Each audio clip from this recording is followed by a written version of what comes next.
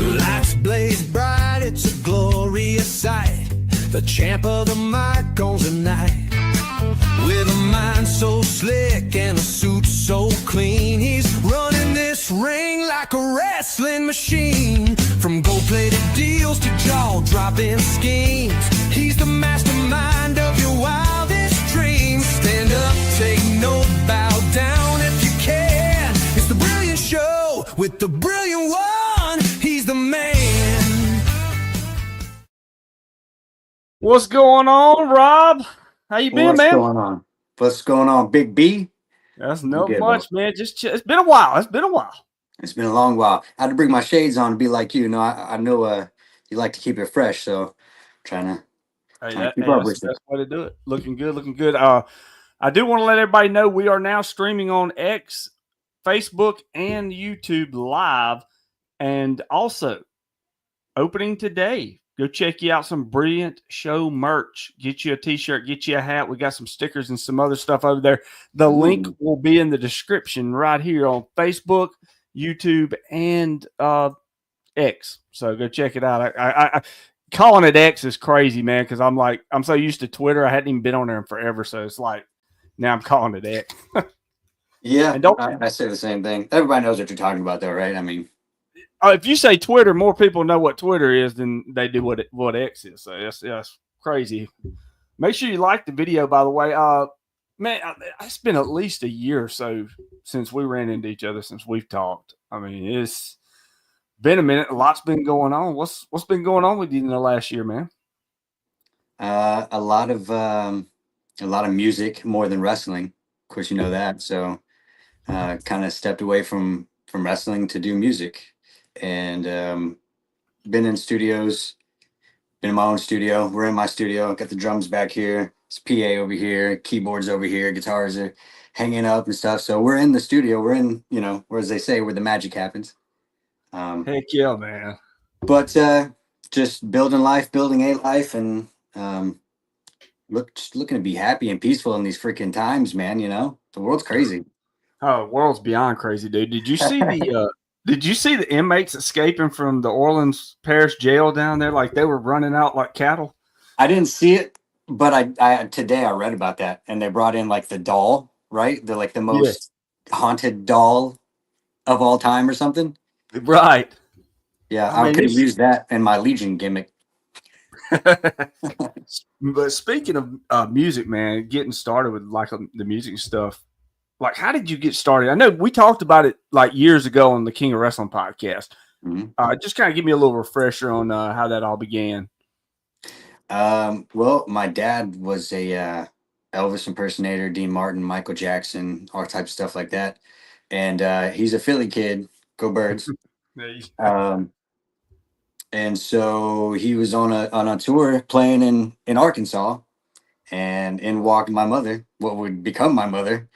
And it was, I guess, love at first sight for them. Whatever time goes on, he comes back into town. So she started, because she's had a career in dancing and stuff like that and singing, and so they ended up dating, and I came along, and then so I grew up with it, and they were in their show band together. So like growing up on like school nights and stuff, the band would be practicing in the living room, and I jump in there and play drums with them, mess around. But I've been playing drums since I could hold sticks. I've been around music my whole life. So it's all I know. It's all I've ever wanted to do. And as I got older, wrestling came into the picture, and all kinds of great stuff to that. But yeah, really it's just genetic. I was born into it, man. Yeah, I was going to say it was in your DNA. You was born into it. Chris Chambers has got something to ask. Are you solo or still in a group? It's a group. It's me and my lady. She sings, plays piano, and helps write the stuff. But it's just the two of us. So I mean, it's more or less like a couplet, And it's, dude, like a lot of the bands that you hear today or hear on the radio, whatever, it's just one or two people that write the music. So I mean, I'm finally doing stuff that I want to do, and Just yeah, it's a couplet, but yeah, no band.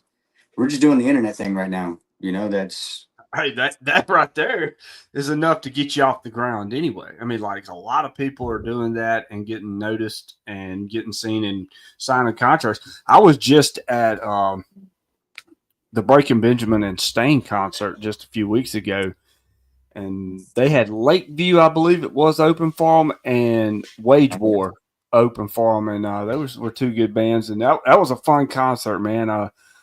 Enjoyed that one. that new Wage War album. Oh, I used to bang it all the way through every song. Well, dude, that was my first time seeing them, like, I mean, hearing them or seeing them live, because I'm not the Really? now. My wife, she's music all over. Like, she loves any kind of type of music. You can't stump her on bands, and she's like, "Oh, you'll like them." And then they started going. I'm like, "Oh yeah, I like this." Yeah. And Well, they're heavy and they sing. yes, that's what I was going to say. Like, they're heavy metal, but the dude got some vocals on him too. I'm like, Mhm. yeah, Yeah. tearing He's it got up. the real genetic draw. I could just play Yeah. drums. Well, hey, you're That's good at that, great. man.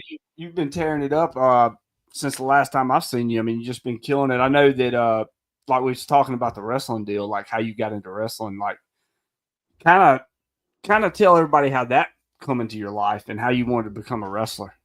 Mm. So, as every story goes, there's a tragedy somewhere, right? So, long story short, my dad split when I was 9, and so it's just been me and my mother ever since. And she's really been the rock and the one that's kept everything together and kept us going. And my grandparents were always, our silver lining and my angels. But so she would always work, and there would be some times where I would be at home flipping through channels, right? Supposed to do my homework. No, and I found SmackDown, and it was like then I learned about Raw. I wasn't allowed to watch wrestling for a long time, so I'd have to like remember back in the day you could hit that back button, it would change to the other Yeah. channel. And so I would watch wrestling with that in my hand with my finger on the button if she was to walk in. But I just always loved it. And then I grew up in a neighborhood with a bunch of kids. We all rode the bus together, and we all like started our own wrestling uh, feds, Yeah. wrestling in the backyard and stuff, and trampolines and jumping off of stuff. I always wanted to. I had the foam belts and everything. I don't know what it was, man. It was, probably, that we all get into it, really. Oh yeah, exactly. I mean, it's basically you got if you're going to be a wrestler, and people frown upon backyard wrestling, but everybody goes through that phase. Everybody goes through that phase. You would be surprised. Some people won't admit it to you, but they were there. And Oh yeah. but yeah, so I eventually I turned 21, and I was like, dude, it's maybe now or never. And I was coming out of the scene that I was in the bands and the stuff that I was playing, like the pop punk scene and the hardcore and metal stuff.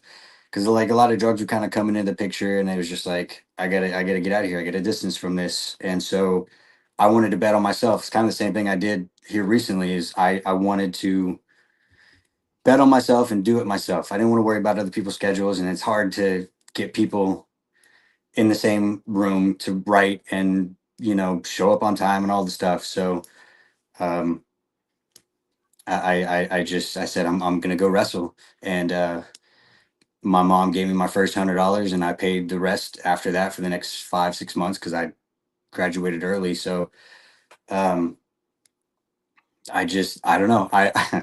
I saw wrestling in Tulsa, Oklahoma, with friends. They were like, "Yo, there's this wrestling thing going on." And I was like, "You're lying." And they took me to it, and it was like, I can do that. If that guy can do it, I can do it. So they said on the PA, if anybody wants to be a pro wrestler, yada yada yada, here's what you got to do. And so I went and did it, and the rest was history. I loved it. I showed up with my shooter shoes, my knee pads, my elbow pads, tape, ready to go. And they're like, "No, we're just gonna have a conversation. We'll get into that next week." But Yeah, yeah. that sounds too familiar. All my stories are long, bro. Don't let me take up all your time. No, But you're not. No, hey, you take all the time you need here. We do have a question. Are you a fan of '80s rock? That's my favorite genre of music. Alex Baker, that's a good question, and I mean, is it like hair metal? I guess he's talking about. Yeah. Oh yeah. Poison. Um. All the good ones. Oh, Of yeah, course. Poison. You had Guns N' Roses back in the day too. You had what? Yeah, they were a little Poison. bit more grungier. I wouldn't say Yeah, that they they were hair was. metal, Yeah, they but were more grungy. The hair bands like Twisted Sister. Twisted Twisted Sister. Sister, Striper. Yep. Yeah, God, yeah. My brain's going in all the places right now. Thinking about yeah, but 80s music, dude. That metal right there. I mean, that kind of like made the sound and made the scene. If it, you know, it just I don't know. The drugs took over that scene and kind of killed it. But so did disco. So back Yeah, in the that's 70s. yes. Well, Alex Baker's got another one. Why weren't you allowed to watch wrestling when you were a kid? I don't know. That's the same thing, dude. Probably the violence, like and at the time, you got to remember bra and panties matches, and DX, suck it. yeah, Yeah. yeah, it was And not gold fair. dust running around. So, so And yeah. look at me now. Obviously, it didn't work. So look at me Yeah. now. Well, when I was a kid, man, I basically did the same thing you were talking about. Hit that back button, and when they walk in the room or something, hit it back. Because I think it was like back when I was like I don't know 11 or 12, Prime Star. It was like the satellite deal at the time, and they were doing some kind of special where they were giving out like you get 3 receivers. So everybody in the house had a receiver in the room for the price of one for a year or whatever, however long it was. Oh yeah, And that's how I ended up. Man, I'd sit there with a camcorder, no joke, back in like '97. Remember them old heavy camcorders? Instead of recording on a VCR, I would set that up on a stack of books and record the yeah, shows, and then I would tape trade with yeah. a lot of those. Oh man, see, I never got to do that, but that's awesome because Oh, the I tape. had the internet by that point, but like, yeah, I went and did my own research, but tape sharing that was huge before really, people had the Oh man, opportunity. I started tape trading when I was like 8 years old. No joke. Like my cousin showed me how to do it, and I was like, well, man. I started recording like DCW, ECW when it was on syndication. And we're gonna get to DCW soon, but ECW on syndication, and I would record those and That's a big trade them word. for yeah. That's a big word. Most people probably don't know that, but I mean, people our age are probably watching too. But yeah, Yeah, that's and I would cool. yeah, it was awesome back then. Let's see here, hold on. The back button was a lifesaver when it came to switching back and forth. Yeah, well, between Raw and Um, Nitro. Yeah, um, yeah, okay. We had a tweener here. yeah. He couldn't make up his mind. Hey, What's up, Rob, Jay? Jarrett McKenzie. What's up, Uh, Jay? What's going on, brother? yeah, tape trading was my niche in the area. Or ECW and stuff like that, man. You could trade like ECW stuff for all the New Japan stuff, and that was good back in the day. So, Yeah, like stuff that wasn't on TV for a lot of people. Yeah, right, you should because know, like yeah. not everybody got ECW. Not everybody got, a lot of people did, like overseas didn't get WWE at the time or WWF at the time. And then Yeah. it was, big commodity too. So what year did you get into wrestling? Like I was younger, and I was really stopped from watching it, and I got some action figures. My grandfather would take me out to get some good stuff every now and again, and I wanted action figures. So I wasn't allowed to watch it. I had some like Undertaker and stuff like that, but really '04, like the year freaking John Cena took over. I don't really know wrestling without John Cena, unfortunately. Hey, well, that's not a bad thing. Like, Hi, it's like I Brandy. tell, it's like, yeah, I was going to say, Brandy, got your name up on the screen there. What's up, sis? Miss you, girl. But I was just going to say, like, you talk about John Cena. Like I was telling somebody the other day, the 80s was Hogan, whether you liked him or hated him. Stone Cold in the 90s, The Rock in the 90s, and then you got John Cena in the 2000s. And John Cena's been on top forever. I mean, it's like, I think he surpassed Hogan as far as being the longevity of his career with everything. John Cena. Yes. Oh yeah, 100%. I So, I mean, mean, plus scandals and crap, yeah. yeah. But it's weird because you said that, and I was like, well, I don't know that. Like everybody loved The Rock, well, towards the end, but Stone Cold, like I don't think anybody really hated him. Like No, you know what I mean? no, Like he I don't was think the the only one. '90s. Yeah, he Yeah, was the only star. I don't think the '90s really had like a Hogan or a Cena. Like I Mm-mm. think that's like when Cena came along, it was like they were kind of thirsty for it, and he was, maybe Brock Lesnar, they pushed that, and Jindrak and a few other guys, they were really trying to be that muscle insane, freak, Yeah, like well, they tried leading. to do it with Luger too when Hogan left, and it just did not work. There was only one Hogan. Then you got Stone Cold as the tweener, and I don't care what anybody says, he's going to be the only tweener in professional wrestling, in my opinion, that is a heel, but is truly loved by the fans, even though he's doing heel stuff. And then you got Cena, But, who is the Hulk Hogan. yes, the colors and yeah. But with Stone Cold, I gotta say, like, I think Stone Cold just he was a baby face because he took on all the heels, Yes. but he did heel stuff, but not really because he Well, he was was just more of he a was a rebellion at the time, yeah, like he was just rebellion. a baby face that wasn't afraid to tell you like it was. You know Yeah, what I mean? exactly. And people Exactly. respected that. And it was a raw era. I mean, Jerry Springer and all that stuff was coming up. Like the times were changing, and that dude had his finger on the pulse because he was the people. But yeah, Yeah, he really was. Let's look at this real quick. I used to rent wrestling tapes, copy them, and trade them. Hey, that worked too back in the day. I remember Super Tape Volume 1 and stuff like that. Cena just got booed because of the white meat babyface. But I'm going to just say this, and Rob, I'll let you give your opinion on it too. My thing or is with Cena is that Cena is one of those most successful people. And we have gotten into the era where if you're successful, people hate you anyway. And I think that Logan that Paul. yeah, Logan Paul. I don't care what anybody says. Logan Paul is one of the draws in wrestling. There's not many draws left in wrestling. Logan Paul is a draw, and you just got to give it to him. And But you he's an look at athlete. it. Oh man, he come in. He looked like a natural in the ring. You know, Yes. you Yeah, look he at really did. I you wanted look to at. hate him so bad. I really did. I did too, but I can't. Yeah. He's just he's great, man. I just enjoy his work.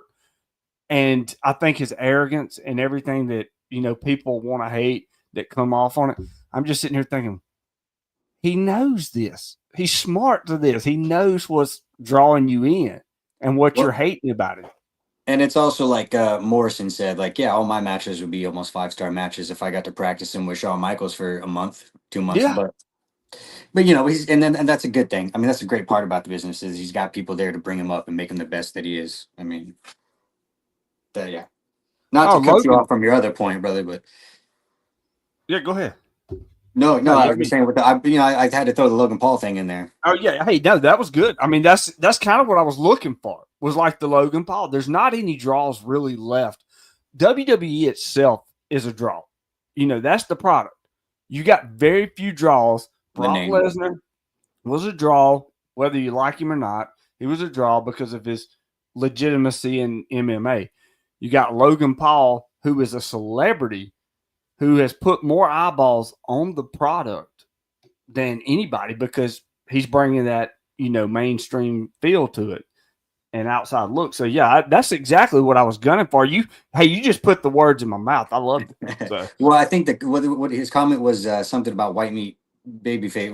Why Cena got booed. I mean, I'll say Cena got booed on for a couple reasons, not just one reason. One, people are playing along. Two, people don't know Cena any other way, and they just love Cody Rhodes. yeah. But you know, I, I don't know. I can't really answer it, but I can just throw conspiracy out there why people would say or think that Cena got booed. But Well, Bad Bunny is a draw. I'm gonna say this: Bad Bunny didn't do bad when I saw him, and he does. He brings a certain deal to it. Little man, hi guys, and name them facts. Well, here's my thing too. Like Cena got booed, all right, because Roman Reigns also. I'll throw him in here. All right, so you look at Cena got shoved down our throats, so far down our throats that we got sick of him. But the kids loved him. The kids kept, with the sales and everything. That's what they were gunning for. They wasn't worried about us. They were worried about the kids. No. With Roman Reigns, they shoved him down our throats to the point to where we rejected everything that they did. Then they come up with the bloodline, and now, gosh, he's the greatest thing on since sliced bread. Now, it's McMahon, whether you like him or not. He always knew a way to manipulate the fans into doing what he needed them to do. Well, say what you want about Vince McMahon, but yeah, I mean, he's giving you everything you love to hate, or and vice versa. No pun intended. But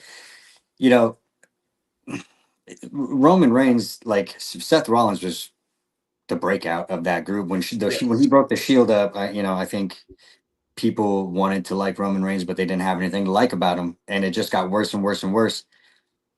And his freaking attire, oh my god, I hated those boots and the combat boots and the jacket and all that for years. At least he got shredded and he took that off. But yeah, anyway, I don't know. But Cena got booed in my opinion because it was time, and people were gonna go with it. And you're right. And they've been wanting to special. Boo. The what's funny? Well, sorry, but The Rock took his. He took his spotlight, honestly, in my opinion. But he really did. He really did. I think they were late on the turn with Cena because you could have really made some money a couple of years ago when he was, like I know we kind of expected it coming now, but like a few years ago, like Cena's been that Hulk Hogan type deal, and I think that's what they were gunning for with Cody Rhodes. And I don't know. I really don't know if it just got over. It was one of the greatest moments. Don't get me wrong, but I just don't think it got over the way it could have. Well, because hindsight's 2020. I mean, they went nowhere with it. I was waiting for so many great things to happen, and I mean, they okay. I'm not in their position. They are far more successful than I. I'm just an asshole on the internet now. But they jumped you, made you bleed, blacked your eye. And then you come out to just hold a microphone for the next till WrestleMania happened, or till he hit the Rhodes thingy that he does, whatever it's called. Yeah. It really wasn't. And then they could have also with Travis Scott, who I can't stand. What they could have done with Travis Scott, because he really, he popped him good. Yeah, they could have fed into that a little bit, made that interesting. They just didn't. And with little guy saying Cena is making WWE boring, I think I tend to agree in some ways, but I also, as me, like when we've both been in wrestling, and it's hard to decompress yourself from the business when you've been in it to never watch it the same. Yeah, not nitpick it. Yeah. Okay. And so I can't give you an honest answer on the deal, but I will say that, I don't know if he's making it boring yet. I'm just trying to figure out what I'm trying to figure out is who's going to be the one. Who's going to be the one that beats him? Cody. You think it's going to be Cody? It has to be, bro. That's what I'm looking at. Yeah. He's passing the torch officially, and by doing that. But yeah, I don't know. It's hard to be in the business and then critique it because you get that kind of rep for talking like this. But I will say that John Cena is given kind of some boring things to do, but again, the mic work is always just so whatever. Yeah, and I do like the Cena mannerisms now. I do like what he's doing, how he's doing it. So generic. I think, I think it's just. I think it works in the era where we look for big things. Where we look for big spots, but slow them down. Yeah, bring them back down. Because it is go with everything these days. Everybody wants it now, overnight. Instant gratification. Instant gratification right then and there. Yes. Yeah. All right, we spent enough time talking about Cena. I think he gets talked about enough. I think we need to get back to Rob Cabella here. I think we've. No, he's more important than I am. Hold on. All right, Dad, we're going to bring up one more thing. I know, Rob, man, me and you, like I can't believe that the last time he was on my podcast was 6 years ago. I mean, like time flies, like it does. Well, and you know And what? That was on the phone, and that was just yes, audio, right? So yes, it you've come a was. long way, my friend, and I'm. This is awesome. That's why I wanted to be here with you. So When me and you was talking, I was just like, yeah, we got to get it up. We got to get Rob on here. I hadn't seen Rob. Love to talk to Rob. Me and him have a good conversation. And I do want to get into some of our stuff as well. But what about the R-Truth thing? A lot of people are shitting on the R-Truth, showing up at the press conference thing with Johnson. I'm just going to say this.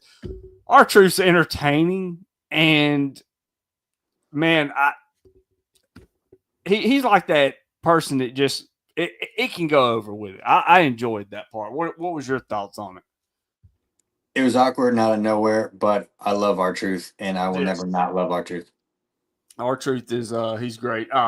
So like getting back in, like me and you met, I think it was 2019. I think around that era we had you on the podcast, man. You was working the coast.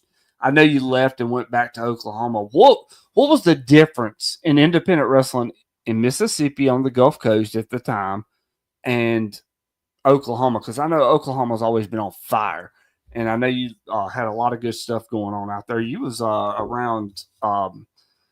He's under a new name now, but Fuego del Sol was out there a lot too.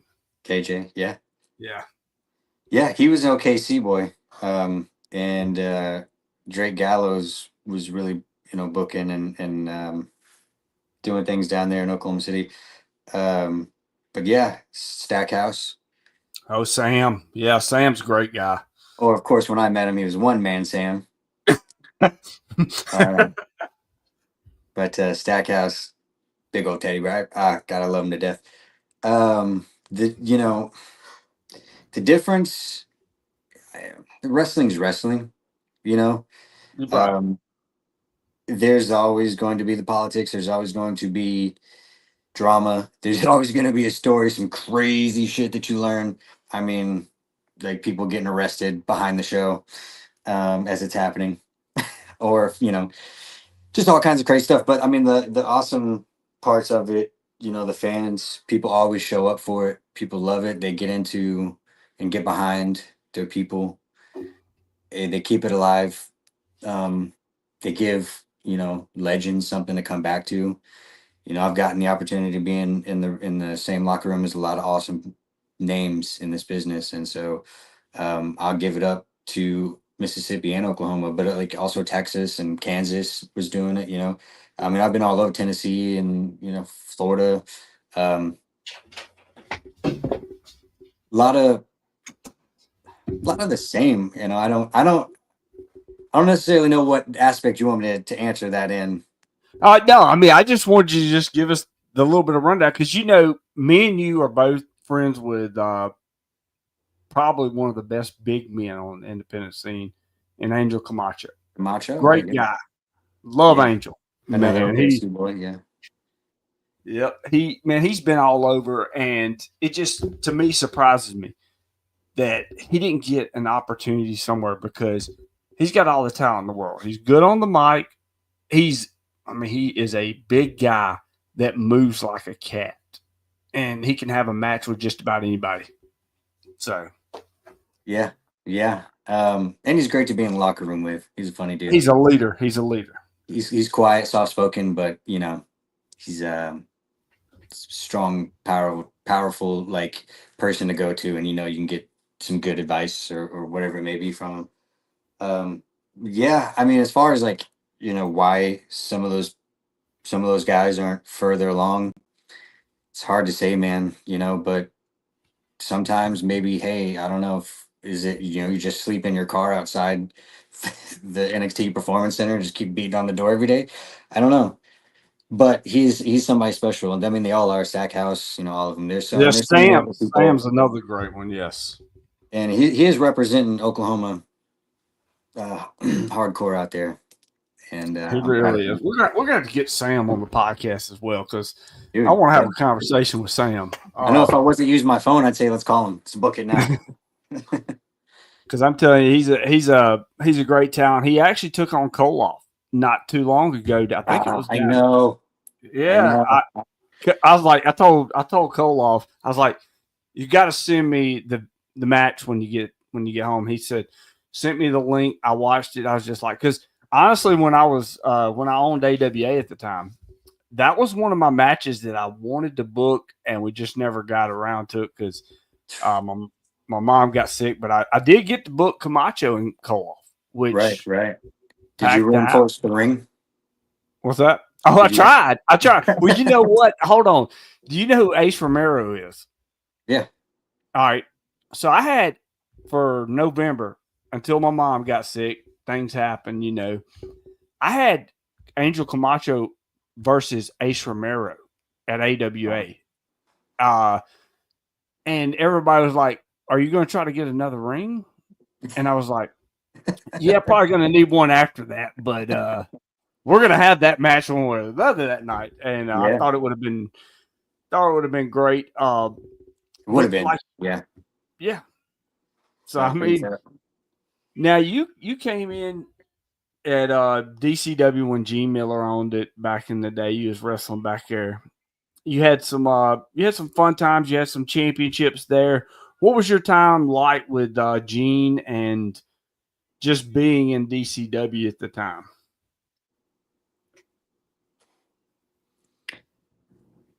Gene was really good to me.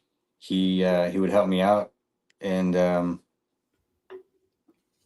was having car issues at the time, and so he would come get me for training and stuff like that. And Laura's wife was good to me too. They're very sweet people. It's unfortunate we kind of had like a bittersweet ending, and that was really no fault of my own, I guess. But I didn't feel that the punishment fit the crime because in my eyes, I don't know if I can cuss on here, but Yeah, you can cuss. You can say whatever the hell you want to on this damn thing. This I is the didn't do Brady Show, jack baby. shit. I didn't do jack shit. I didn't do a fucking thing. MJF or whatever the hell his name is. No wait, what's his name? MT2. What did I Yeah, say? What did I say?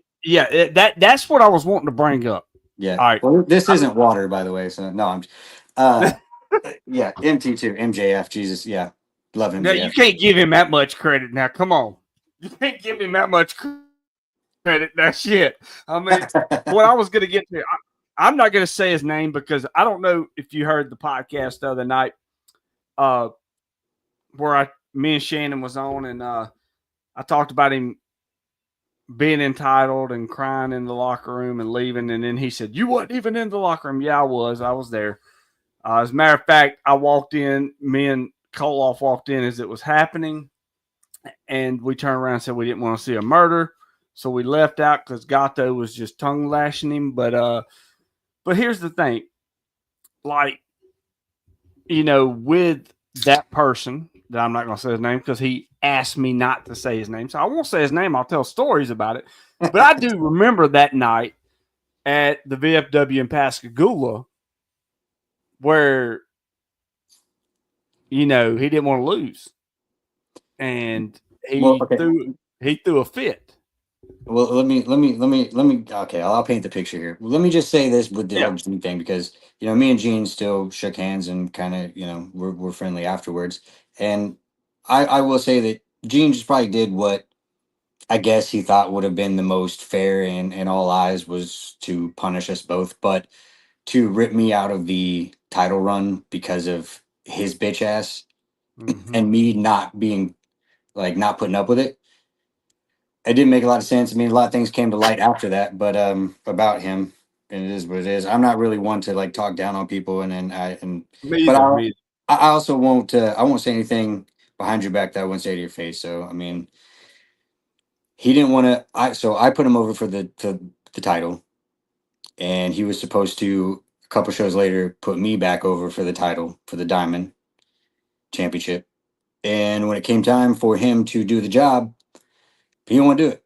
And he had all these problems and he almost didn't show up and he's limping around because, he had that ankle thing. And he was just, I guess, trying to really do anything he could to keep the title because he knew realistically, you know, he couldn't fight his way out of a paper bag, let alone pin me in real life.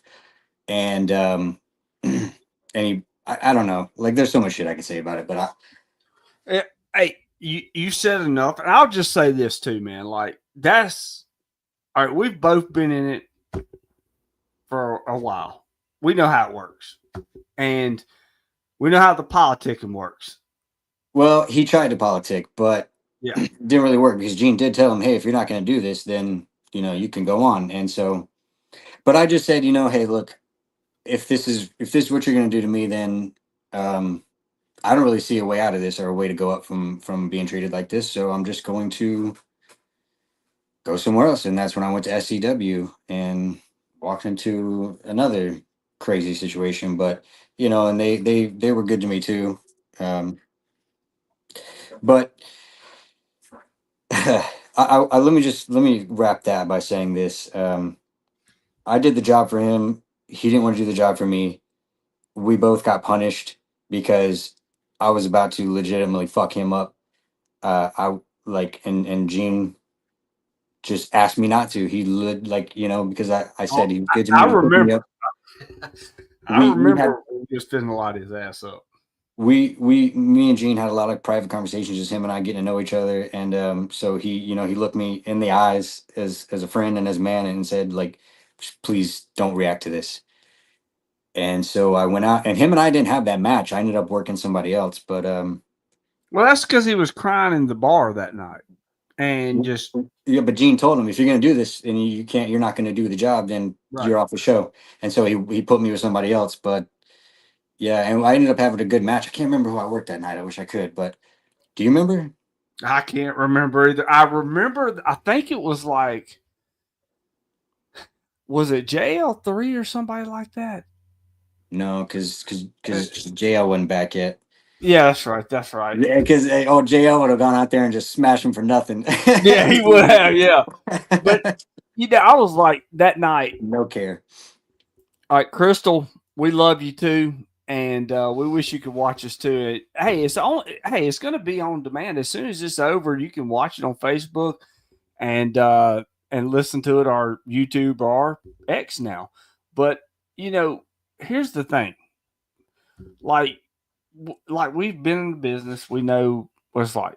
When a promoter comes up to you and asks you to do something, we most of the time agree. Now, if it's going to affect our character in a negative way, then maybe we think about it. But like Or him, try to come up with something else. Yeah. yeah, exactly. At least something that's going to equal up to it. But with him, it's always got to be about him, Well, and it gets irritating. Well, first off, you're talking about a grown child who sits on the couch and while his wife goes to work and pays all the bills and eats Cheetos and plays video games and stays up all night. But It's Doritos, not Cheetos. oh, whatever. Mark, no, I'm just kidding. Um, but and here's the other thing, dude. Like, it's wrestling. Okay, like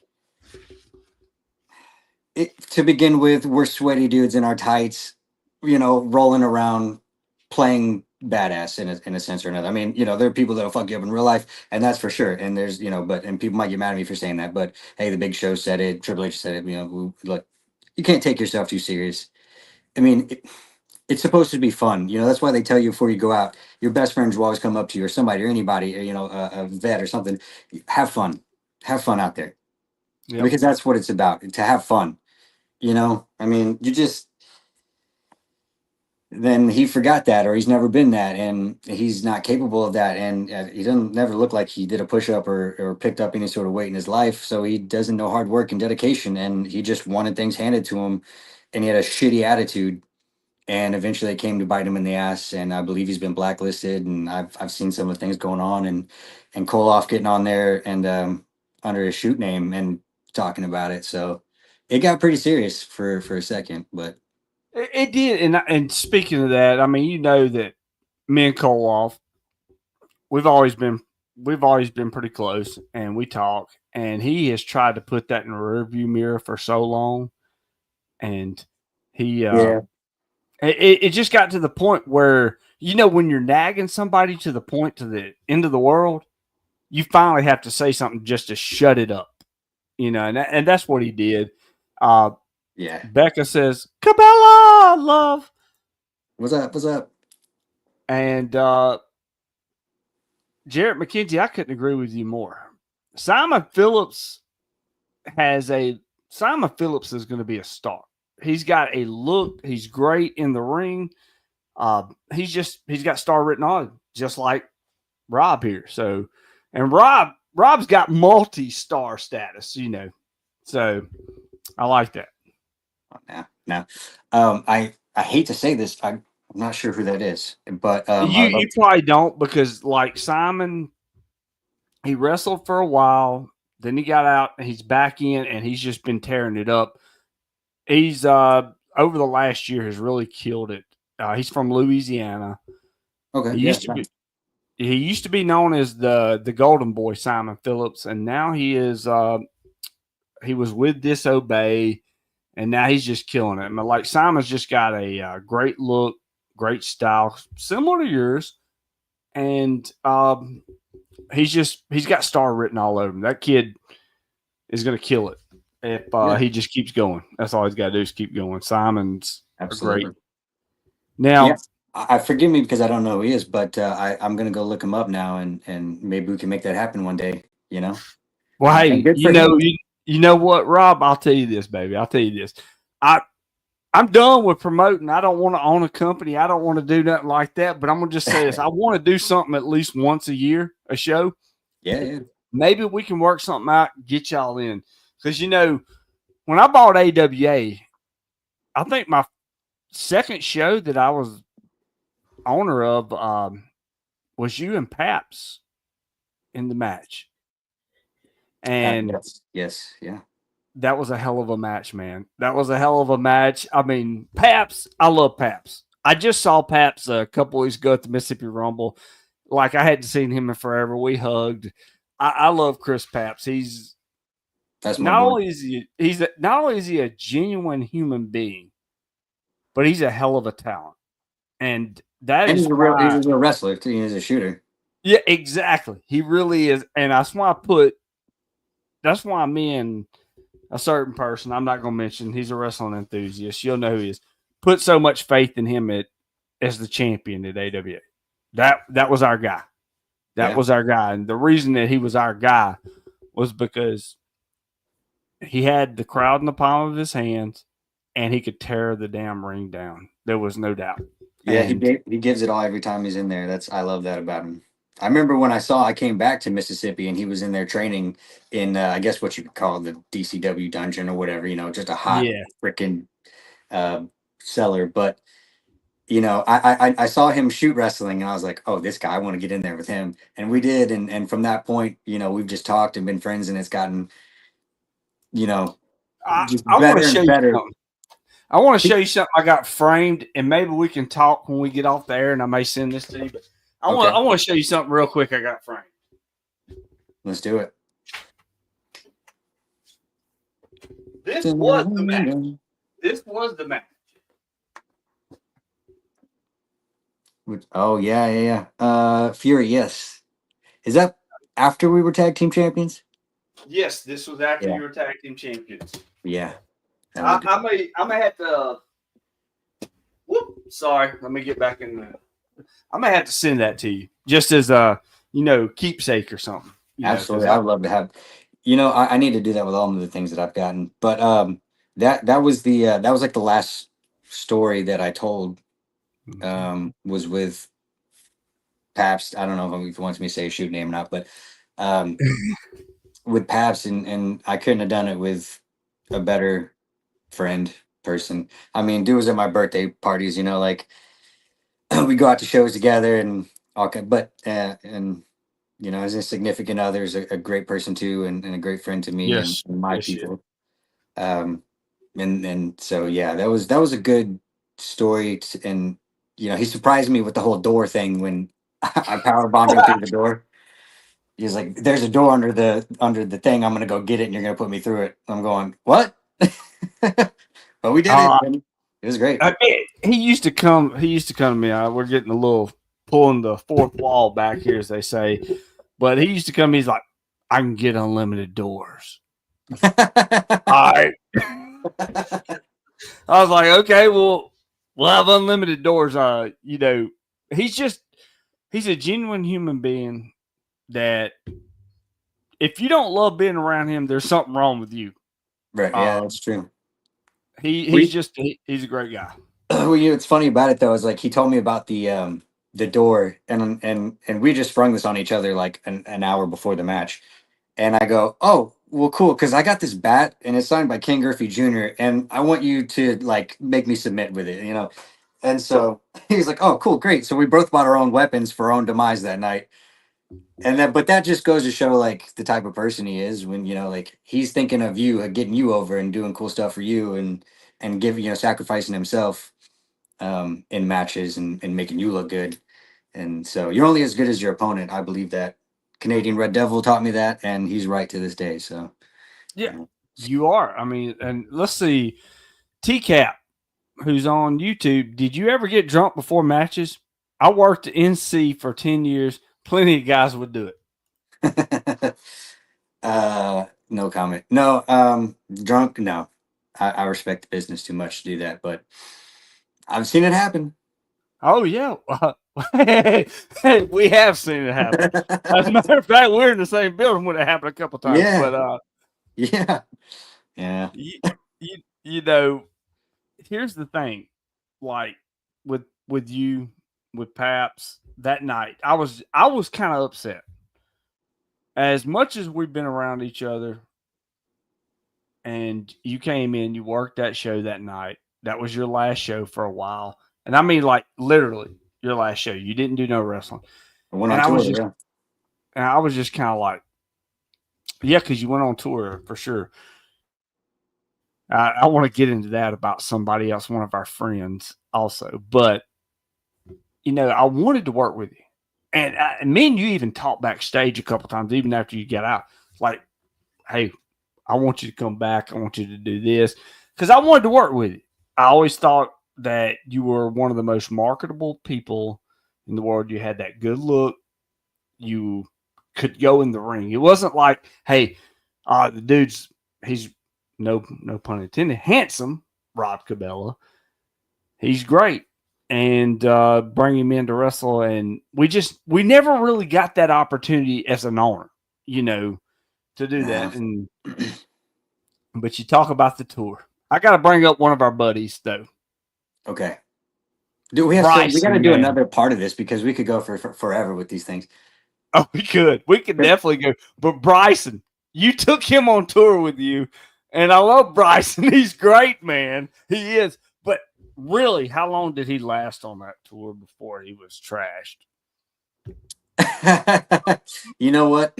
He, for me, was there as support, as family, and as a drum tech.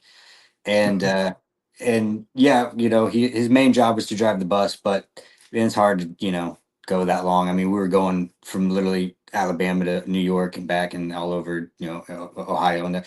But he worked his ass off. When I was hungover, barely getting dressed to go get on stage, he had my drums ready to go, and I could crack open another beer, get on stage, and let's go. And he was there. If I needed sticks, brought something happened, fell over, you know, he was there. So no, he was never trash. But he was. No, I mean, I'm not talking about trash like drunk. I'm just talking about trash as tired. Oh yeah, yeah. No, I know you don't mean that because he's underage. Okay, Brandon. And you know, yeah, no, he never was trash. He got a little sad, you know, in the middle, and he was missing his girlfriend, so he spent a couple nights in the bunk. But no, I mean, he had a great time, and I don't think he would change it for anything. And none of us would either. We had a great time having him there, and he's a good kid. He really is, and he's a hard worker. So I mean, that's all you can ask for. Yeah, I mean, I love Bryson. He's great, but I'm gonna tell you, I love his parents so much. Like when I owned AWA, if it wasn't for them, my wife would have left. She would have left me. She would have probably divorced me at that time. I remember we were staying at one of the beach houses down there that one of the ladies that knew us had let us stay at. And I remember my battery died. I had Hammerstone and Holiday there. Now, my buddy Chris, he was taking care of Holiday. I was trying to take care of Hammerstone. My battery died in my car. I couldn't even move. And Scott showed up and just, man, he was a saving grace, and Ashley was a saving grace as well. They helped us out so much, making sure that everything went smooth, even though I was just like, God, man, this is terrible. But without them, we wouldn't have made it through. They're great too, and then they got a great son as well. Yep. So Yep. And so is their other boy, and his yeah, children are just cute as can be. And but Scott, I love Scott to death. One of the funniest sons of guns I've ever met in my life, and I love yes, being he around him. is. He is. He's fun. He's funny. He's just great to be around. Yeah, Like and another hard there's worker. yeah, he'll do anything he can for you, and does not expect anything. Yeah. Like Yeah. you try to do everything you can for him, and he's just like, no, man, I love this, and I'm like, I love you. I mean, you're just great with Yeah, it. and But Ashley, I mean, yeah, oh yeah, she can match my crazy. She's fun. We were out at the lake one night, and so I know that for sure. yeah. She's great because like when me and Scott was going to get the battery, and her and my wife were just they were hamming it up with Richard Holiday and just having a fun time. And I'm like, because my wife, she suffers from anxiety. She does this, that and stuff. But at the end of the day, like her and Ashley, her and Scott, they all connected. And she was always like grateful for them. And So am I. Yeah. I loved it. Sam Genuine. Whittington, Humpty Dumpty says, hey guys. All right, Humpty Dumpty, thank you. So, like with the DCW, then you come into AWA, you did the stuff with Chris Paps. We talked about him. I want to bring up somebody else that you were pretty good friends with. Desperado Davis, man. Yeah. Y'all had some good times too. Oh yeah, had some good training moments. I can't say I had seen him in years. I mean, it's been at least 2 or 3 years Two, since three I saw. years. Yeah. Yeah. Yeah, I mean, he stepped away for all the right reasons, and I know he misses it every day. We've talked about it since then, but he had another kid, had a boy Yeah. to add with his precious little girl, and Erica and Eric. I always love that combo, Eric and Eric. That was a great combo. It was. Yeah, but another sweetheart dude that would give you the shirt off of his back, and yeah, I'm gonna just sit here and put people over all day. Yeah, you are. Uh, but yeah, So I miss him too, man. That was my dog. Still is, but we don't talk as much as we used to, and I hate that. yeah, I hadn't seen him in 2 or 3 years. It's been I hadn't talked to him since I think we left DCW when DCW closed down, and Brent and Tommy took over. Did you ever work for Brent and Tommy? No, Brent never liked me. But Well, he never paid anybody either. So I mean, yeah, I mean, even before he owned anything, I he was my referee, and I was like trying to help him, and he didn't want to hear anything I had to say. So I went to a certain promoter owner, and they went and talked to him, and he just kind of never liked me in some other things, but yeah. well, he touts DCW, which nobody knows what that is now.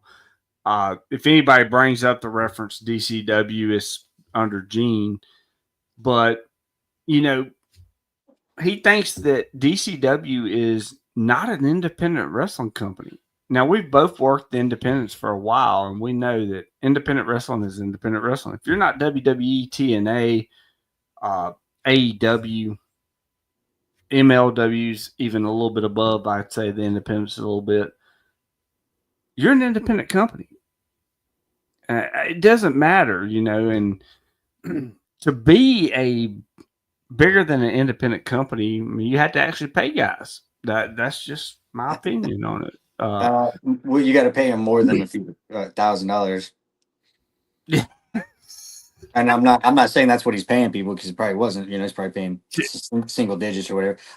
Okay, so whenever DCW sold and the whole thing happened, I have no idea what happened with them. I don't know who was running what.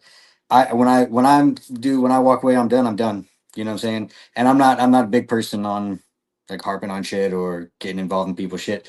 But so I don't know what happened with them and what went where. So a lot of this I'm just kind of learning from you, and so I don't know. I'd have to tell you just as you tell me what I think about it. Um, but Well, yeah. here's my thoughts on it.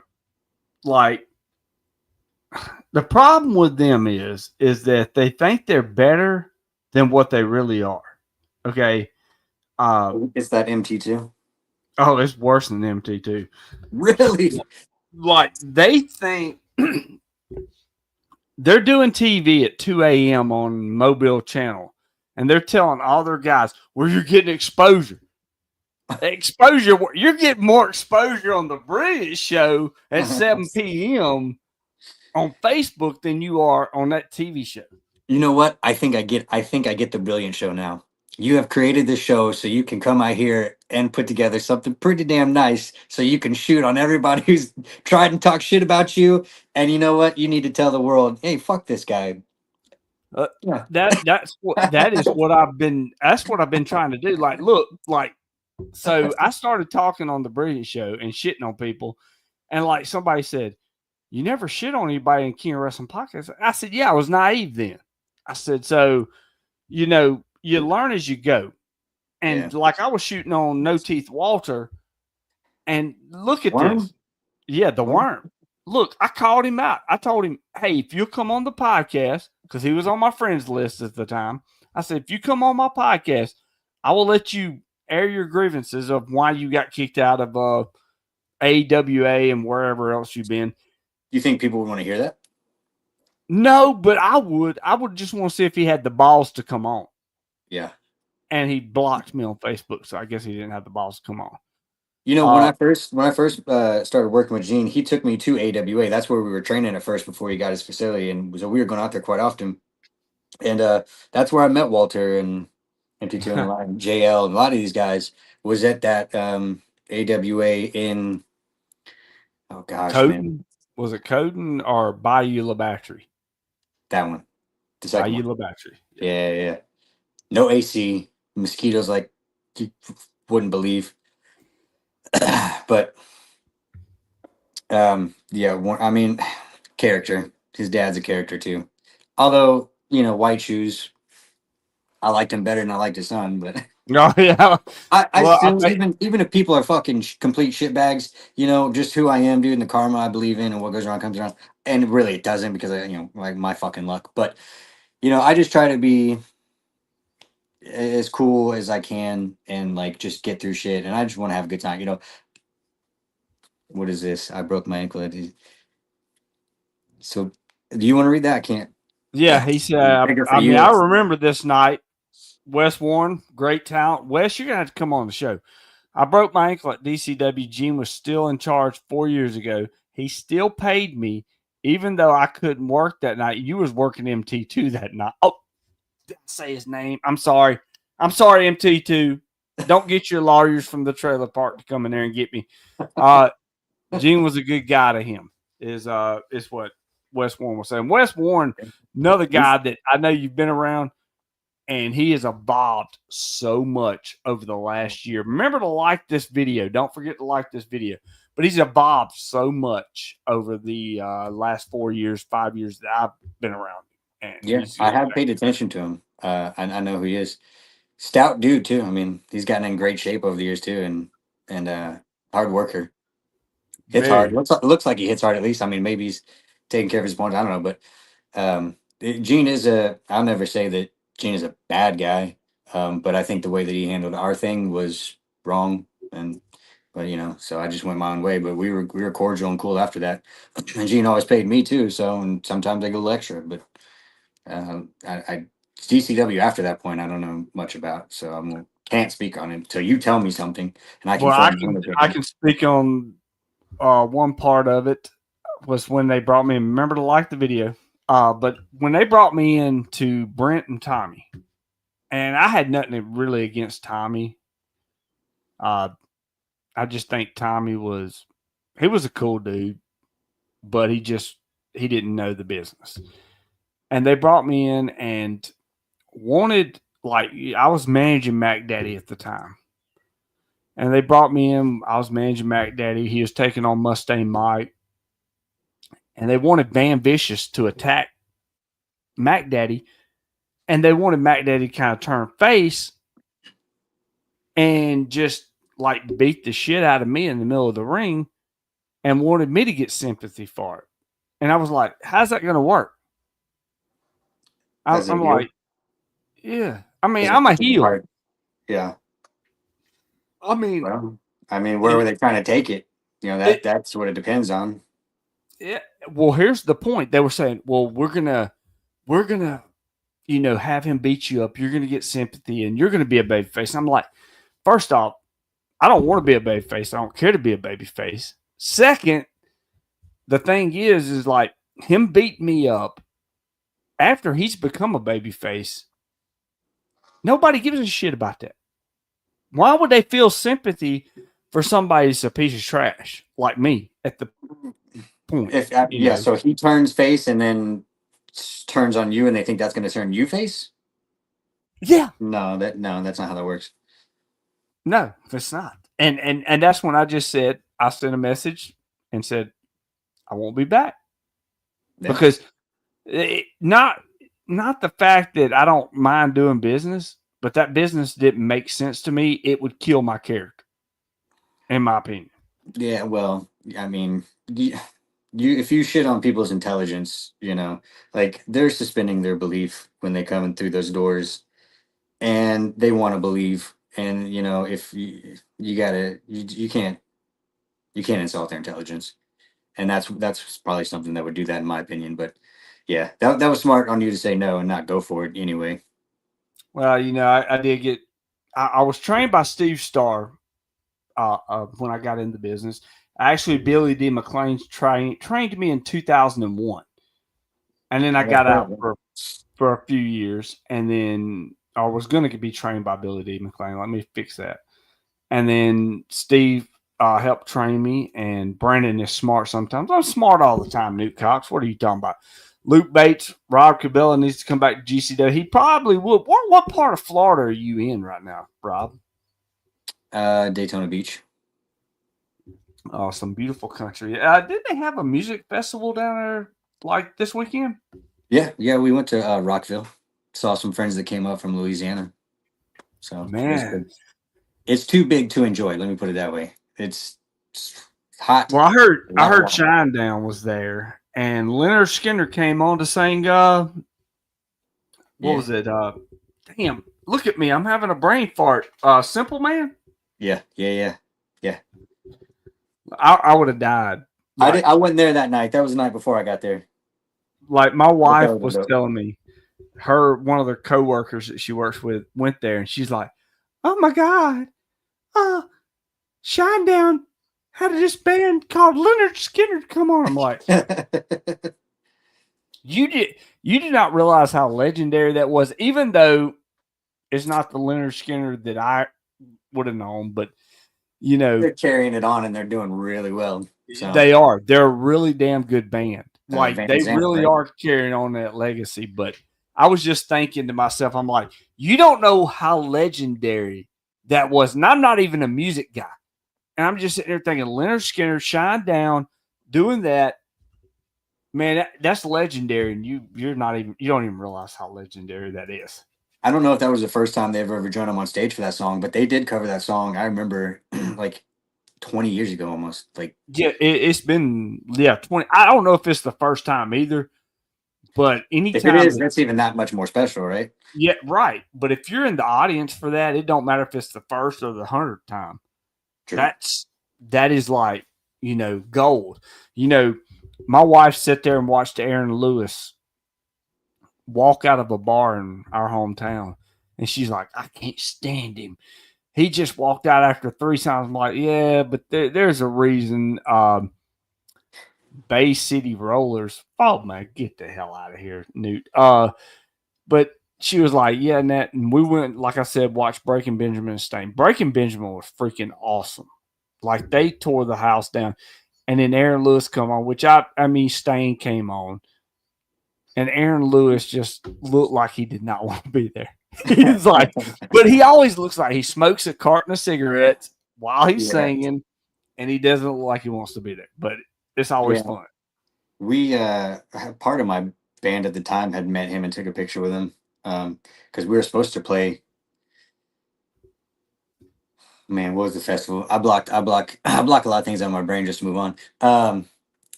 Because that anxiety is real. You just gotta let it go, move on.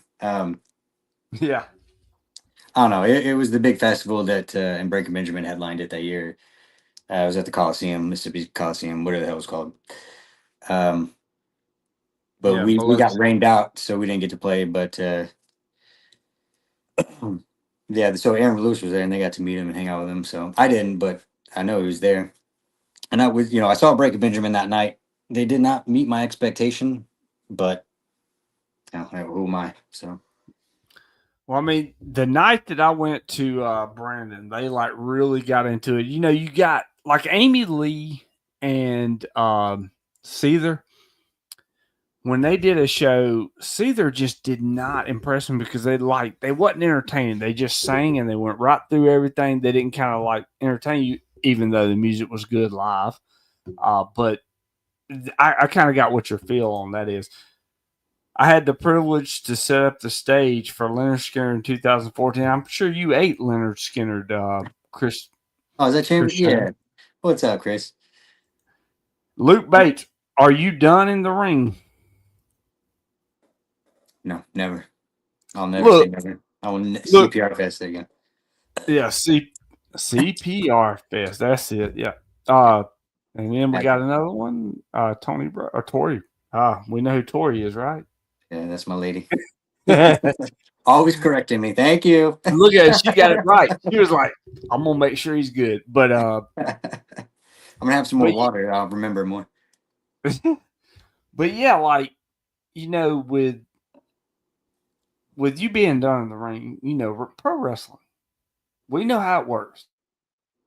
Never say never. I never walked away. Never retire.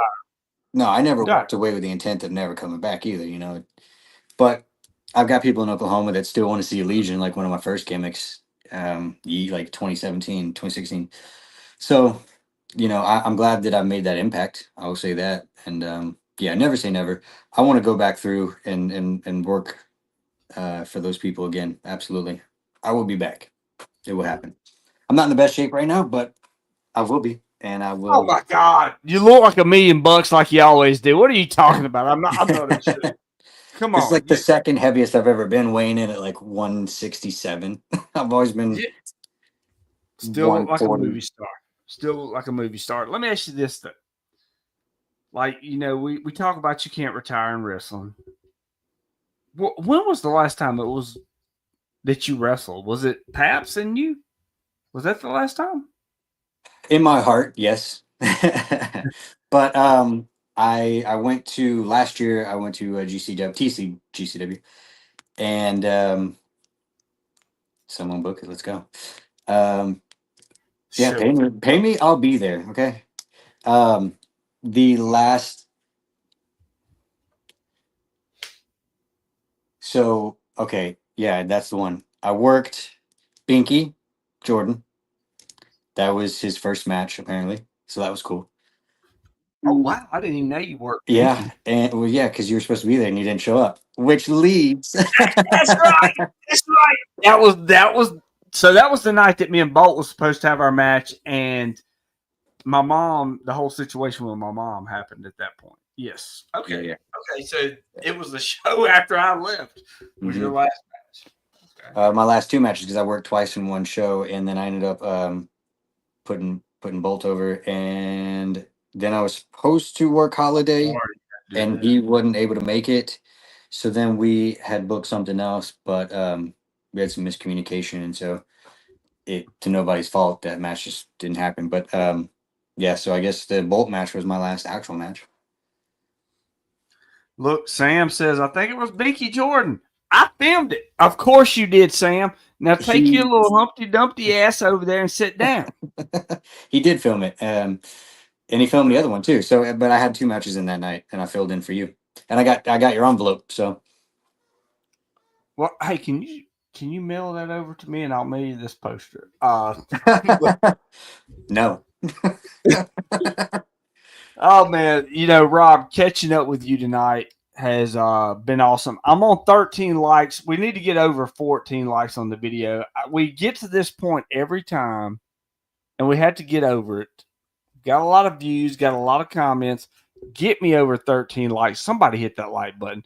Humpty Dumpty, laugh out loud. That's Newt Cox. Newt, go back to the asylum.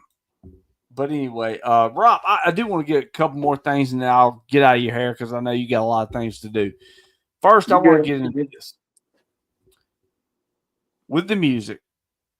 Like, what do you got coming up in music? Do you have anything that's coming up? What are you working on? I want to hear some stuff. Thank you. Yeah, I'll plug myself unshamelessly. Um, so it all burns down is the new stuff, and as we saw her get up there and correct me, Tori. So she's singing and helping write, and then I'm doing drums and just about any other thing else I can do and learn. But yeah, so we're doing it all burns down. That is not genre specific.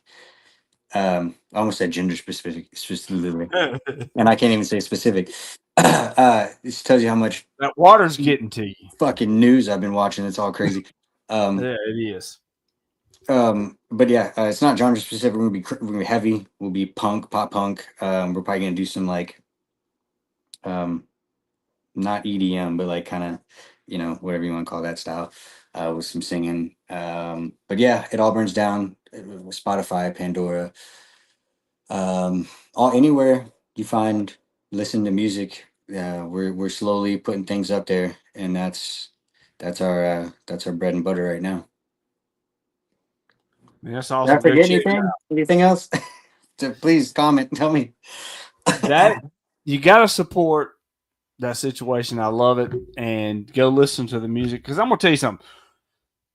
I've watched a lot of your TikToks, and with you doing the drums and Facebook stuff, and you're just killing it, man. And that's like I think it was. I don't remember when it was. Here's Kobe. Rob, ain't nobody your boy Kobe, man. Nobody cares about you. We're Oh, still she gonna said. get that match. Tori said 100%. We're So still gonna get that match, Kobe. We're gonna do it. Kobe, he's telling you the same thing I tell you. That's just to get you out of the way, buddy. But but I got to show you my uh, eyes now. That now out of respect, I'm gonna put the gimmick down. but man, I mean, it's just like with the wrestling, with the music, like you've killed it. Like you have killed it. Like when we talked, I think it was backstage one show you came and we talked, and I was just like, man, I'm so proud of you because you're just getting out there and you're killing it. And I loved it. And I've always had respect for you and appreciated everything you brought to the table, and just always thought you had a good look for the wrestling business, but you also have a good look for the rock music, which brings up one more question. Who was some of your bands that like were your go-to bands? Like you loved to you had to listen to them at some point, at all times. Oh God, how much time you got? All day. Okay, so I mean, Metallica, Oh, Metallica, yes. Slipknot, Elvis, Michael Jackson, With the Punches, 4 Years Strong, Set Your Goals, A Day to Remember, August Burns Red. Dude, so many bands. So I love so much Chris Stapleton even. I mean, I love me some reggae. Um, but yeah, the Wonder Years. Um, man, I like so much. There's a lot. But probably Metallica was the most influential when I was younger because like how a lot of younger guys, like that was what was there for them to like find that, and going back in time and history, AC/DC and Guns N' Roses and all the classic stuff, of course. um but I will tell you that Elvis has probably been my biggest inspiration, from you know moves well, you should use this fingering for moves, looks, to controlling an audience, taking your time, swagger, being humble, keeping your politics to yourself, keeping your views to yourself, and love and let live and let love, and so yeah. And Dean Martin, all kinds of stuff, dude. Man, that's great. I want to ask you one more thing about the music business, and then we're going to get to some wrestling stuff. Have you watched the documentary on Netflix about Woodstock 99? I have it queued up. I haven't got to it yet though, but I know what you're talking about. You got to watch it. Yeah. I'm going to tell you, like, my wife was like, because I remember I was like 15 years old when that came on pay-per-view. And I was just like, even though like I'm not a music fanatic, I was more my favorite music was wrestling theme songs. And I know that sounds cheesy as hell, but that's what it was. It's real. It's very much real. It made metal, kind of gave me metal. Yeah, like Rage Saliva. Against the Machine when Yeah. they did several wrestling theme songs. I was just like, Rage Against the Machine. They're like, you really know who Rage Against the Machine is? Yeah, because of wrestling. But Yeah. Talking about that, watching that Woodstock 99 documentary on Netflix, it was like, damn, I can remember actually seeing the advertisements for the pay-per-view and stuff, and I'm just like, that shit was wild. Like, it would have been cool to be there, but at the same time, it would have been like torture the way it sounds. No, wait a So, minute. Are you saying Woodstock? yes, Woodstock 99. Woodstock 99. Not 69, 99 when, like, I saw the stuff on 69, but 99 when they had it in New York at the Air Force Base. Like, they were charging $4 for water in 1999. People couldn't afford that. They were like, people died from like heat strokes and stuff out there at the stage, but they had like Kid Rock. Fred Durst even started a riot at the end of the night. They were telling him to calm it down, and he was just pushing it even more. So it's like, you gotta check. I know what you're talking about now. Yeah, when they came back with it. I thought you were talking about Woodstock, like Jimi Hendrix Woodstock. Okay. No. If it was Jimi Hendrix, man, that was great. Yeah. Okay, I know what you're talking about. Is that where Rage debuted? Yeah, I believe it is. I believe that's around the time that they popped in, because it was like No, I can't remember. Oh, it was Beck, not Beck. Why am I saying Beck? Damn, who was one of the bands? Korn. Korn was the band. They got them in such an outrage from the music that Beck had to bring them down. Like, the fans were just so up, and like the adrenaline was pumping, and well, they had Beck to come will do it. Yeah. So, They did. And they saved the night that night, but you need to check that out. That was no, Rage was around 92. Okay. Newt Cox's Rage was around 92. So yeah, 99, I can't remember what it was, but yeah, their debut shows on YouTube. So I was thinking maybe was that the one I was watching, but I don't think it was. But it was like 100 and something thousand people at Woodstock 99, like 150 or 160,000, like in a pasture. It was wild. But Dude, Rockville was probably about that. I mean, I don't know, but yeah, it was hard to walk anywhere. Yeah, that's what it looked like on this Woodstock 99 stuff. But all right, so before we get out of here, one more thing. I want you to name me your top 3 favorite wrestlers of all time, and then talk about one of your best moments that you had in wrestling.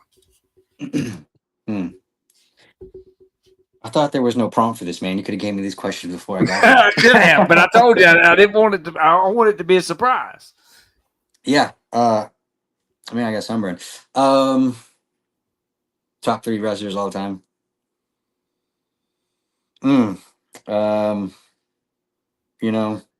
For what it's worth, Edge.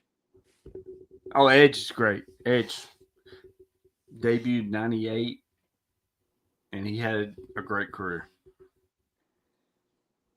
and it goes so much further than that. I mean, reading his book, like, Yeah. he grew up without a father. His mother was, Yeah, uh, working 2 jobs just to make sure that him and Christian got to WrestleMania 6 too. She was yeah, like, she wasn't going to let them go without going to that show. yeah, Like, that's how much it meant to her for her son to go to that show. yeah. So there's a lot of similarities there. So Edge just, um, I remember jumping out of my seat when he came back. I haven't had that moment since, really, but Yeah. so Edge, um, because of his TNA run, and I was starting to get into, um, like shoot wrestling in school. Kurt Angle. Oh, Kurt Angle's great. Yeah. And his TNA run, like his WWE run, was really, really great. But his TNA run, like he held that company up. Yeah, That was and like, he Samoa was, Joe and all that. yep. It That was his was, show. yeah, that was just great. You can't replicate those times. Um, Third, I mean, gosh, I want to say, I feel like saying Seth Rollins is a little cheesy, but I do love Seth Rollins. Seth Rollins. AJ Styles, Finn Balor, and Eddie Guerrero, Chris Benoit. Any one of those guys could be the third, but I'm going to say Triple H because he put me in his entrance video with his sign. So, There you go. Look at and I made it on the video that. game. So, Which video game was like No Mercy or WWE or Raw versus SmackDown? 2K16, the one with AJ Oh, Styles on it. oh wow. Yeah, So there you go. There yeah. you go. I mean, I have proof. It's there. hell, all you gotta do is go back and play it. I mean, it's easy to play that one. That would be awesome to be on a video game. I remember the '99 one. Chambers, you remember everything. You was born when Moses was parting the Red Sea. That was a good one. I'll give you that. Now I'm gonna give you 3 independent, 3 that we had interactions with, and then we'll probably get ready to close. But Okay. I'm gonna start with the first one. Oh, you are. Yeah, I want you to start with the brilliant one. What's your thoughts on the brilliant one? Got me. What what are my thoughts? Yeah, like, all right. So you've seen me evolve. You see me come in from doing a podcast to actually becoming a manager. Sitting in the seats, yeah. Yeah, to what I'm doing. Yeah, sitting in the seats to being a manager to what I'm doing now. To being my boss. And that just goes to show you never know. Always don't burn bridges. Be good to everybody. Love be kind. You never know. Like I said when we started this thing, dude, like I'm proud of you. You have molded yourself into your own brand and your own, I don't even want to say gimmick because you mean it. You're not fronting with it. When you put the shades on, you got the spike shoes and everything and the Pepto Bismol and you own it. You are that. And that's what it takes in this business or in really in life. But um I I love seeing you go through it and do it because I know how badly you've always wanted that because we had talked about that and seeing you do it and go through it and do it successfully and become the main event of the show. I mean, you had more spots on the show than I did, and and I go to the gym, so I ain't never seen a gym. I can't say that. yeah. But I mean, just pride. And I'm happy for you. You Well, know, that's the same way I feel about you, man. Like I want you to succeed. I've seen you succeed, even though people will look at it and they may not say, "Oh, well, neither one of you has succeeded on the big level yet." Well, it takes a lot to get to the big level. I love how you But slipped that yet in there. That's right. yeah, exactly. Because in my case, man, it's whatever. But in your case, you got a lot of life left in it, and I have no doubts you'll get there.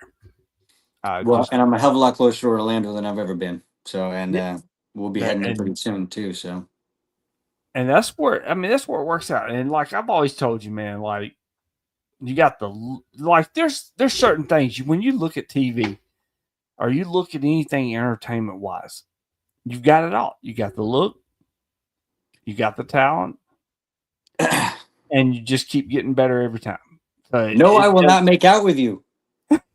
Why? I thought we talked about this in the DMs, but no. I mean, like you're a great talent, and I've always told you that. We've always talked about how much talent I thought you had, and the second name I want to bring up. Well, so thank you. Brandon Turner, any chance you're going to get downtown Bruno on here? Look, I'll get Daddy on here soon. Steve O'Malley. Let's bring up Steve O'Malley, the man himself. Rob freaking Cabella. I miss having great matches with you, and y'all did. You and Steve had some great matches, and Steve's another one I respect a lot. What's your thoughts on Steve since he brought himself into this? Always fun. Always fun. Never worried about anything. I knew he was going to take care of me. I knew he was going to do his job. He was going to be the heel that he is. He was going to get his heat. You never had to worry. And he knew who he was. He knows who he is. But I'm speaking past tense, I guess, because it's already happened. But always knew who he was, and his gear got better as he went.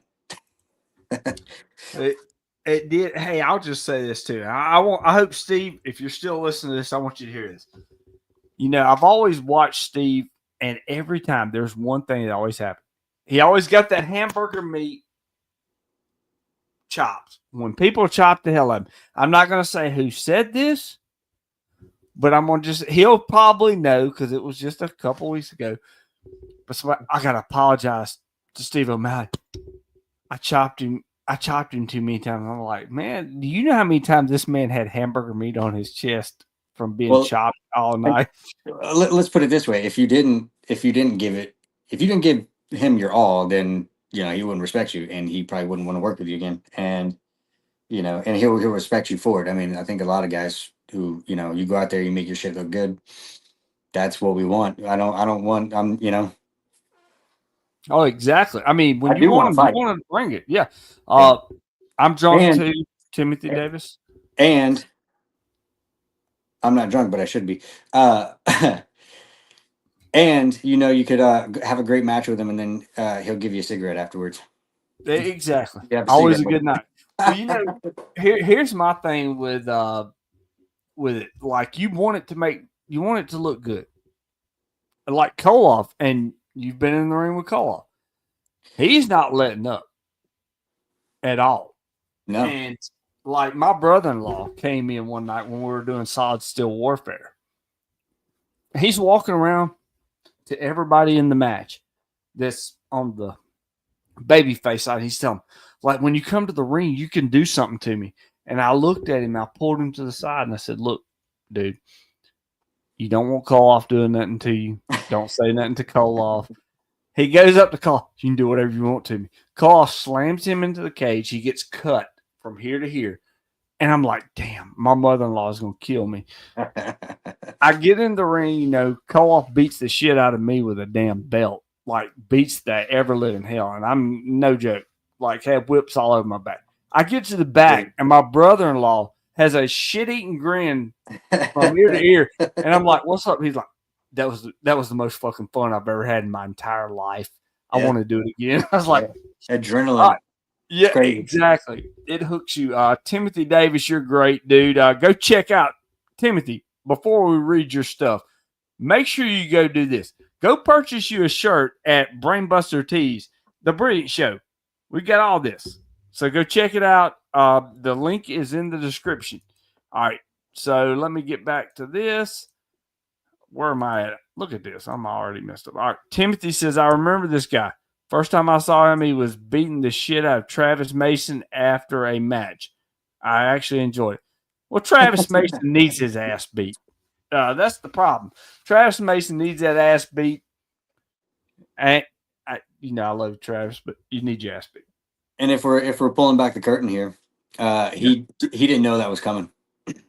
So that was legit. Yeah, he didn't know that was going to happen. The referee told him in his ear, remember? Because I went up to you and I was like, this didn't work out. So can I just let me go out here and do this? And then I was never in a wrestling ring again until I came down to Florida. But who I trained with a guy who was in a scandal here recently with the whole Booker T thing and the chasing. Jason, yeah. I know who you're talking about. Yeah. Exactly. I knew the dude was weird when I was around him, but I had no idea. So glad I wasn't in that picture, but I could have been. Well, I had booked Richard Holiday for a couple of shows. I don't know if you were there when he. I was supposed to work him. Yeah, exactly. He was, and but Holiday, he knew Jason too. He talked about him. But anyway, we'll go on from that.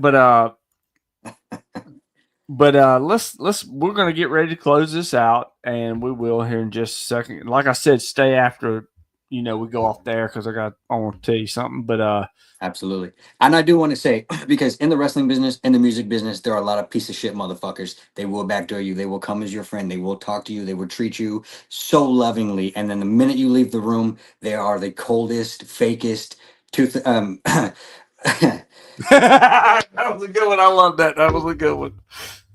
Sons of bitches that you'll ever fucking meet in your life. And even with that, even if they backdoor you on your royalties and steal your music, or they cause you to leave a wrestling company and lose your title, always be a good person. Always choose the high road. Remember that, it can get better, and then not everybody's like that. And there is a reason that these people are in your life, and they are something to learn from, but not to mirror. And hey, somebody can go from sitting in the crowd to being your boss one day, and you can be doing their podcast again. And so always show love and be kind to people. You never know what anybody's going through. And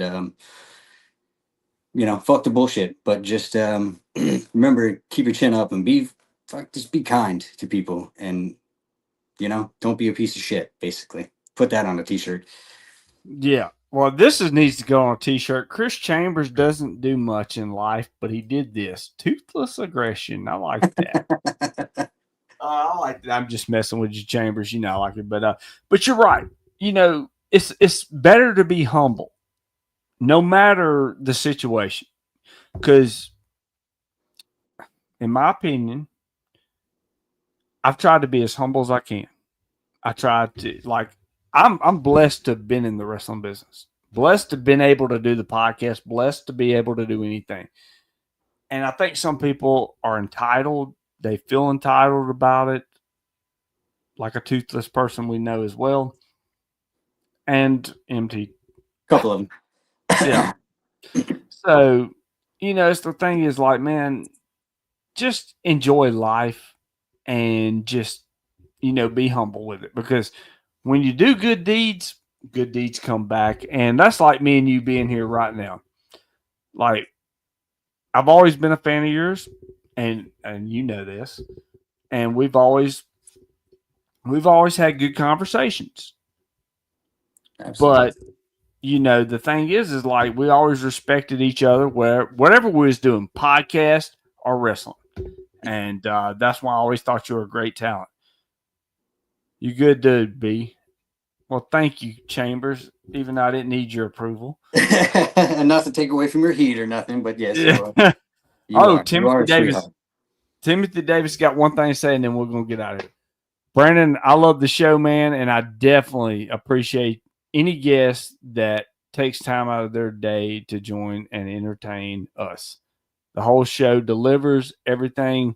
Big respect to Cabella, and join us tonight. Look, man, I thank these guys for coming on and wanting to be a part of this show. That's my thing. Me being here, man, that makes me happy, just being able to do this with these guys. So I appreciate that. And thanks for giving us a place to do it. Oh yeah, a lot of your hard work goes behind that. So I'll buy you Rogaine. I do need some. I got a spot right back here I need to clear up, but we'll get to that. Thank you, Rob, man. Wish you nothing but the best. Is there anything else you want to plug before you get out of here? I mean, yeah, at least speak Tori up a little bit more too before you get off, and then plug your stuff. Yeah, yeah. Well, I mean, she's also a rock and a foundation and a pillar to the last year and a half, or I don't even know what day it is. But without her, a lot of this wouldn't be possible. And she is very talented, very smart, hardworking, and gorgeous. So she keeps me upright, and so I am grateful for her, and I'm blessed to have her. Um, and on the flip side of being kind to people, let me just say this: if people push you too far, you fucking smash them. Do not give them a chance to Exactly. fucking walk over you. So be kind until you can't be kind anymore. But yeah, it all burns down. Find it anywhere. Get us on Facebook, all the Instagram, TikTok. We got so much more coming. There's like 3 songs in the chamber right now we're about to release, so I'm excited. Um, so thanks for having me, What's dude. your handle on on Instagram? It all burns down. It all burns down. It burns down. Okay, Yeah, we're I gonna have a make problem sure. getting it. Not We'll make the sure we government. get that out there. The government didn't want to clear it all burns down for a while, but hey, and go birds. There you go. Go Birds. Rob, thank you for joining us. Carrie Cabella. It's my Ah, madre. there you go. She's up on here. Oh, wait a minute. Wait a minute. You got to say something to Koloff. He's up in here. The mask or under the mask? You got to love him. Sure, Fuck you, hit me up Koloff. soon. No, I love you and I respect you to death. And that man's given me so many opportunities. Oh, gosh, damn. Koloff, since you're here, I got to remember one thing. Do you remember that night when Cabella was in the ring and says, I fucking love you, man? Come on, Cabella. You got to speak on that one at least. Come on. Because I do. All right, that's Chris Papston. Yes. Hey, I actually, I remember I never was said sitting in the curtain that night when he was sitting in the chair like this. that. Yeah. Yeah. I didn't say the whole fucking though. I just said I fuck. I didn't say the whole thing, but I did hear the whole locker room chanting, "You fucked up, you fucked up." So Oh, I there do, it is. I'll never forget. and I With do. the I light. fucking love him. Chris Papps is a sweetheart, and He is, he man. retired me. So not retired, but theoretically part of the storyline. No, Paps he's great, but man, we hope to see you around soon. I hope you enjoyed coming on the show. Maybe we can get you back on in the future, man. We talked everything, music, wrestling, and everything else that popped up. Yeah, man. Back to you, and I love you. I appreciate you. Thank you for doing this and having me part of it. So Oh, as always, man. And like I said, stick after for about 2 minutes and we'll talk yeah. for just a second. Thank you, And, man. and to everybody that watched, thank you also for caring and being a part of this and giving questions and comments. So thank you guys, man. Yes. And keep it coming. We'll be back tomorrow night. I forgot. I got to plug this real quick. Did we get We'll be 14? back with Frankie Thomas tomorrow night. So make sure you tune in. And Rob, thank you for joining us. Nice. Y'all have a good one.